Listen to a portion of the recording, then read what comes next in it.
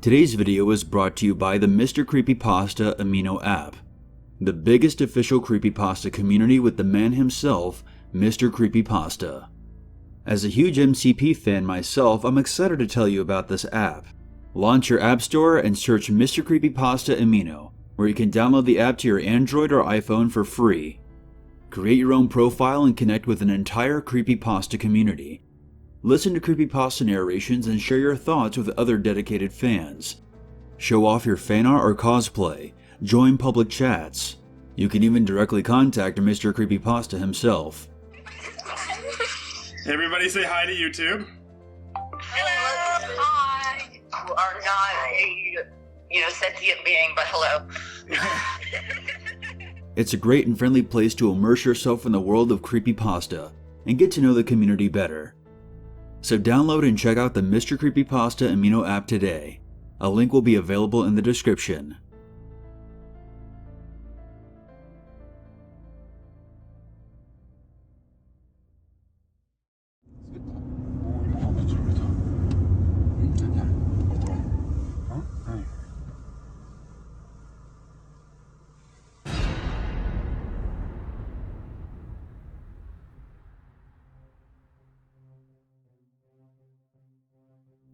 I drove down Interstate 24 from the city that I had spent most of my night in towards the city that I lived in.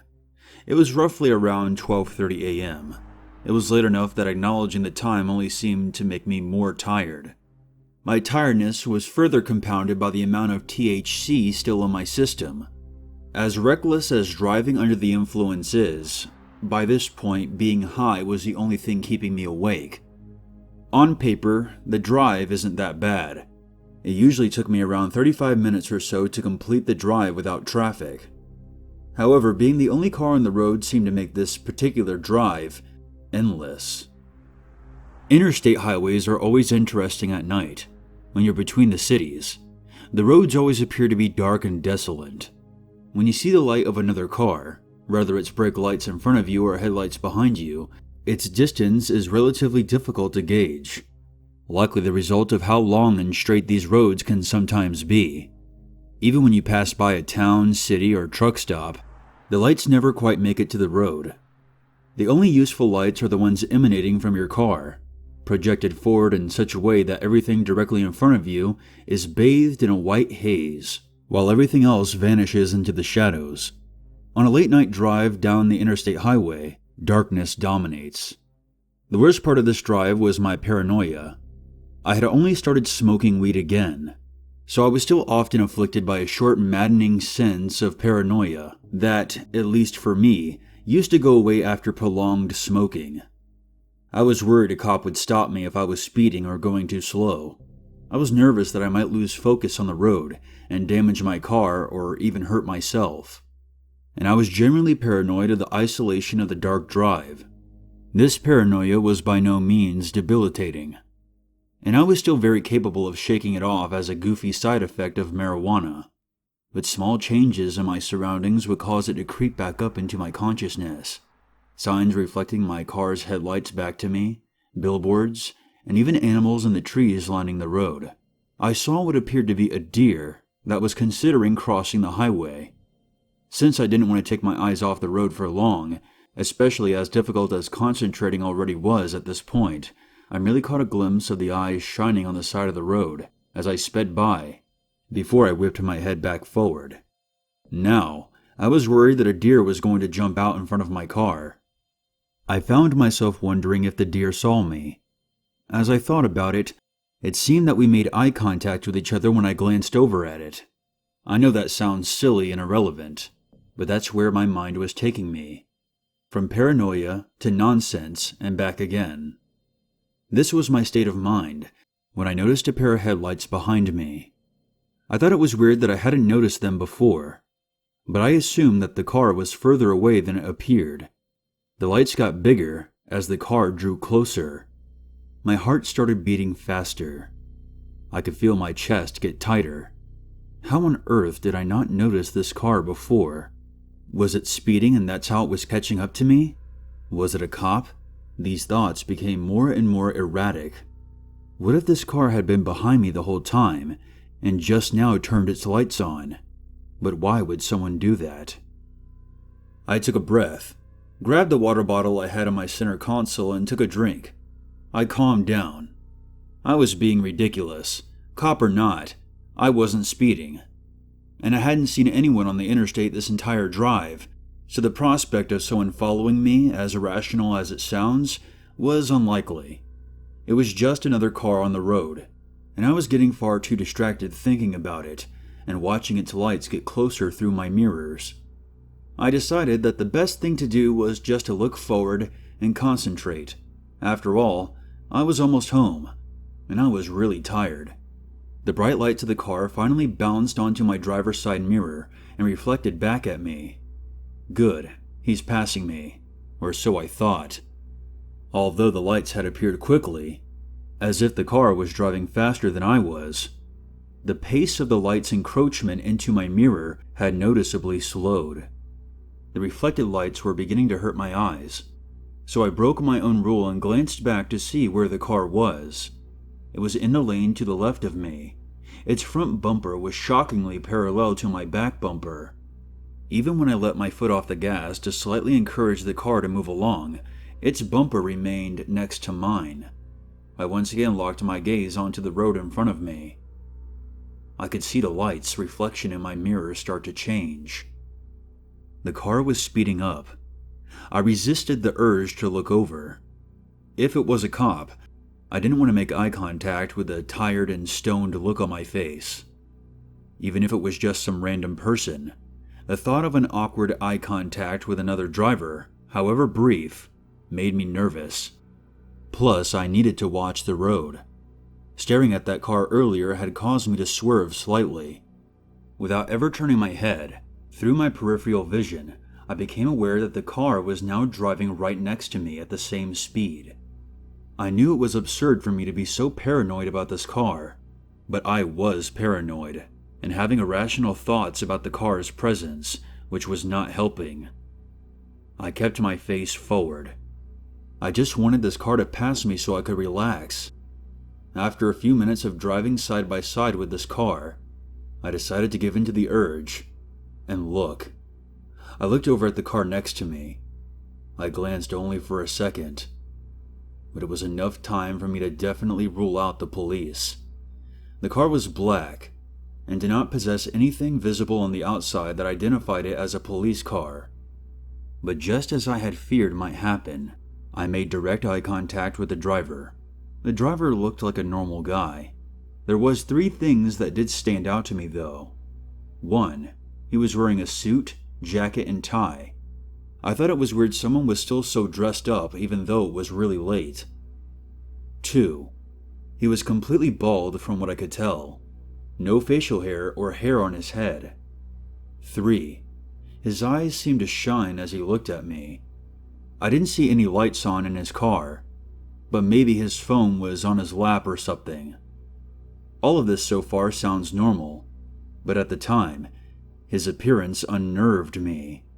The worst thing was his smile. From the second I turned to look at him, to when I snapped my head back to look at the road, he had a large, closed-mouth grin that stretched across his face. His smile wasn't inhuman or anything like you might hear in a story like this. The man looked genuinely happy. With that realization, I turned my head back to the road and began to tremble. I didn't look back over for the next 5 minutes. I know because I kept staring at my car's clock to see how much longer I had to deal with this before I got home. The car stayed beside me the entire time. I began to get frustrated. Where the hell were the other cars? Where was anybody to convince me I was scared for no reason? I looked back over. The man was still staring at me. He couldn't have been looking at me this entire time while driving, but the intensity of his smile and his stare gave me the impression that he had. He began to open his mouth, slowly, steadily, never once breaking eye contact with me. I stared, captivated by the sight. I was shaking. I assumed that he could tell. His mouth opened so wide, it looked painful. but I'll be damned if he didn't look just as happy as before, even with his mouth gaping open. I felt my eyes drawn to the inside of his mouth. It was so dark. I know that the inside of everyone's mouth is dark when viewed without a light shining inside, but the inside of his mouth was so dark, it appeared almost void-like. I felt the trembles echo down my spine as I continued to shake. Tears began forming in my eyes. I just wanted to close them and look away, but I couldn't. I looked into his open mouth for what must have been several minutes. My car rattled as I hit one of the interstate's notorious potholes. The commotion broke my concentration. I looked back at the road. I had drifted into the furthest right lane and was nearly on the shoulder of the highway. How did I not notice that the man's car had shifted right along with me? I consider myself lucky that I didn't drift right into the tree line. I quickly adjusted my car back into the lane completely. Stiffly, I turned my head back over to my driver's side window. The car was now 2 lanes to the left of me and had begun speeding off. I slowed down, but only kept slightly under the speed limit. I was sweating. I grabbed my water bottle next to me, hands shaking. I put the bottle to my mouth and took a long drink. I looked at myself in the mirror. My eyes were severely bloodshot. I was shocked to remember just how high I was, and I was so tired that my somnolence nearly overpowered me. I stopped thinking about the man, the car, and the void, briefly forgetting about something, even something that was terrifying, is strangely easy when intoxicated. I got home safely. I never passed another car on the road. I only remember just how scared I had gotten after I woken up and browsed the internet for a while. The weirdest thing about drug-induced paranoia is how powerful it feels at the moment, and how ridiculous it feels after you come down. I wanted to believe that I had hallucinated the entire event, that somehow I misinterpreted what I saw or misremembered it. But I saw a similar black vehicle a week later, on another late-night drive back home, except this time, it was a black truck. I only connected it to my previous experience when I noticed that it was driving side by side with another truck in front of me. As I got closer, the black truck sped off. I passed the other truck and looked over nervously. The woman that was driving the truck seemed agitated. I just kept driving past her. I couldn't catch up to the black truck and never saw it again. Maybe I just am being paranoid. In fact, I know I am. But I'm so scared to look at any cars driving next to me now. I don't know what I saw, and no matter how hard I try to think about it, I don't know what that man was trying to do. You don't have to believe me or take my advice, but if you do take one thing away from this story, know that the urge to look over at the driver next to you is one that is worth suppressing. Even if someone is ignoring you, looking at you as well, or just playing a prank on you, you could run off the road looking at them. And if they are looking back at you, how can you be sure that they don't have some nefarious plan in mind? Maybe I should have just stayed where I was before I started driving that night. Maybe I shouldn't have been driving while I was stoned. But maybes don't change what I saw. If you've ever felt that nervous tingle when you get a car driving side by side with you, it's best to trust that feeling and look straight ahead. Get off on a different exit if you have to. But please, listen to me. Don't look at the person driving next to you.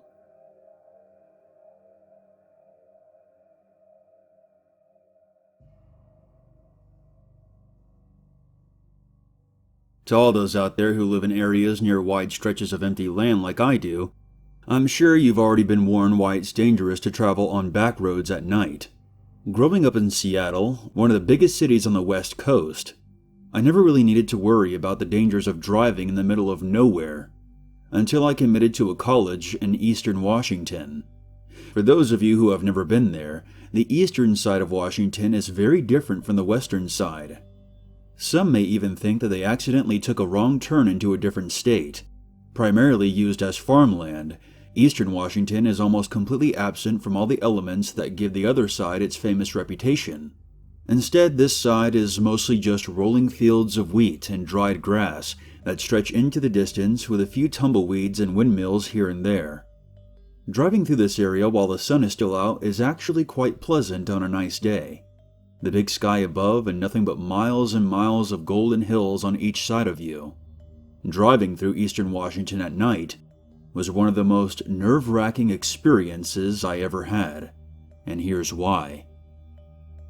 If you've ever had to drive down a dark country road at night, I'm sure that you've already been lectured by everybody and their mothers on the obvious dangers like drunk drivers, falling asleep at the wheel, and animals suddenly running across the road. In my particular area, we have a lot of issues with head-on collisions, mainly in part of antsy students passing cars recklessly in an effort to get home faster. In addition to these more sensible hazards to be aware of, there's also a lot of superstitions like ghosts and murdering hitchhikers that wait on the side of the road at odd hours of the night, begging for a ride. To top it all off, probably the most dangerous part of driving on these back roads at night is the fact that there is no cell service throughout a massive part of the area. So basically, if anything happens to you out here, you're screwed, because you'll have no way of contacting anyone for help. There is no civilization around for who knows how many miles, and the chances of another car coming by anytime soon is pretty slim. With these dangers in mind, it's safe to say that the story I have for you is about an occurrence that I hope never needs to be warned of again. Now let me begin by saying that the creepiest thing about driving through these empty farmlands at night is by far the lack of light. There is no need for any street lights in the middle of nowhere, and no towns or cities anywhere nearby. The only light besides your own headlights is that of the stars and moon above. It's a surreal experience looking out your window and seeing only the darkness beyond the railing on the side of the road. Mostly because you have no idea what could be out there. And that's why you should be scared of driving on country roads at night. One night, my boyfriend and I were driving home from my cabin in eastern Washington when I noticed a car pulled over on the side of the road. When we passed the car, I noticed that it was completely empty and wondered where the people inside could have gone, considering there was nothing even remotely in walking distance from where we were. I figured that they had run out of gas and had to hitch a ride to the nearest town. My theory of where they had gone prompted my boyfriend to tell me a story that I will never forget. In the late 90s and early 2000s, Washington State had a bit of a cult problem. This wasn't the first time I was hearing of this, considering the fact that one of the church camps I went to when I was younger was oddly enough built on the grounds of a disbanded satanic cult. Who made that decision? Anyways, most of these cults resided over in the east side because of how far it was away from everything and everybody, and they wanted to isolate themselves. These cults could basically do whatever they wanted and fly completely under the radar due to the fact that there was nobody around to stop them, because a lot of the time nobody even knew they were out there.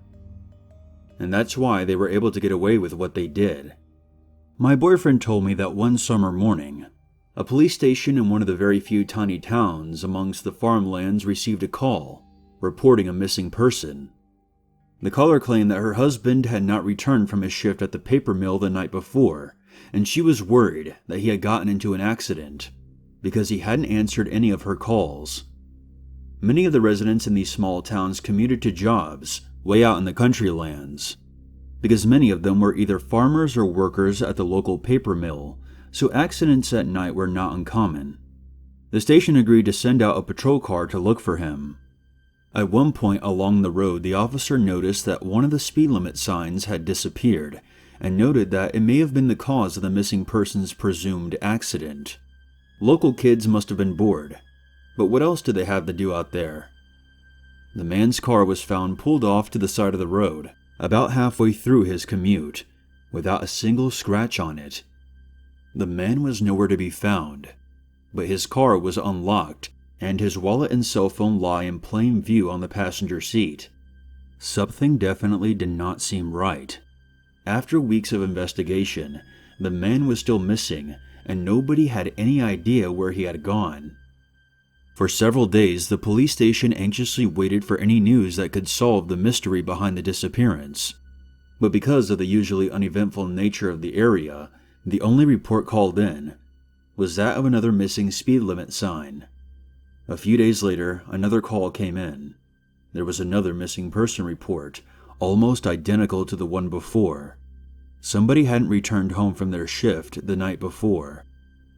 The police sent out a patrol car once again, and sure enough, there it was. An untouched abandoned car on the side of the road, with the missing person's belongings clearly left behind. But there was something different this time. Faint scratch marks could be seen on the driver's seat that trailed onto the floor and out the door. It appeared that somebody had been dragged from their car. This realization of a possible assault or abduction raised great alarm, and an announcement was made to all local residents to lock their doors on their drives back home at night and be extremely cautious of anybody who may try and approach their car. One night around 2 a.m., the station received a call that would answer their disturbing question of where these people had disappeared to. A couple had been traveling on the road where the people had gone missing and had just narrowly escaped the fate of those before them. They had fortunately heard the announcement a week before and made sure their doors were locked and kept an eye out for anything out of the ordinary. Apparently, a few minutes after they had entered an area void of any cell service, they noticed a single ray of light that appeared to be floating directly in the middle of the road, just a ways down the route. Confused as to what it might be, the couple slowed down cautiously. As they neared the source of light, they saw something that gives them nightmares to this day. Standing in the middle of the road was a chain of people linked together arm in arm, creating a barrier on the street. There was a man in the middle that held a flashlight in his teeth. The car came to a complete stop. There was no way to go forward. Then, what seemed to be a split second after they had stopped their car, out of the complete and utter darkness on each side of the road, two people leapt over the railing and ran towards the car and tried to rip the doors open. The human chain had only been a distraction. Thankfully, their doors were locked, and the husband frantically switched their car into reverse and slammed the gas pedal. They had gotten away and immediately called the station once they regained service. When the police asked if they had seen where they had gone as they drove away, they simply answered with, "Back into the darkness beyond the road." An investigation occurred, but the people in the road were never found. To this day, nobody knows who those people were or where they came from. They eventually did find the bodies of the missing people. Both victims were found bound to what appeared to be a stolen speed limit sign. Their bodies were severely burned. What could be the reasoning behind ripping people from their cars at odd hours of the night and burning them alive out in the middle of nowhere? Without any explanation, the police chalked it up to cult activity. But how could it be possible that there was no trace of these people anywhere? It was almost as if they had vanished into thin air. What's more disturbing is the fact that they could still be out there. All I can tell you is to think twice next time you're driving down a dark country road at night and mindlessly staring into that deep darkness just beyond the railing. You never know who could be staring back.